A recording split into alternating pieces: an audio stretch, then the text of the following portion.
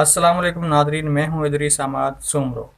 نواب شاہ کے قریب سرہاڑی railway station پر جب کراچی سے پنڈی جانے والی ہزارہ ایکسپریس پٹڑی سے اتر گئی تو لوگ ساروں قطار روتے ہوئے اور مدد کو پکارتے رہے۔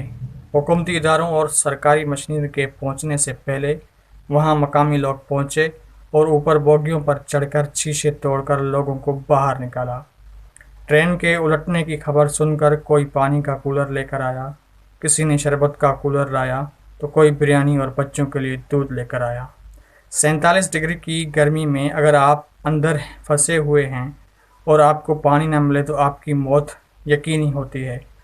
اگر وقت پہ لوگ وہاں پر نہ آتے اور لوگوں کو بوگیوں سے نہ نکالتے، پانی اور دیگر اشیاء مہیا نہ کرتے تو 100 سے زائد لوگ خدا کو پیارے ہو جاتے۔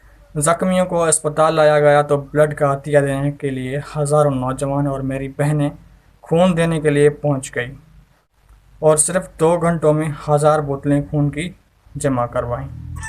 ایسا ہی ہمارا سندھ، ہمیں تم سے پیار ہے۔ السلام علیکم۔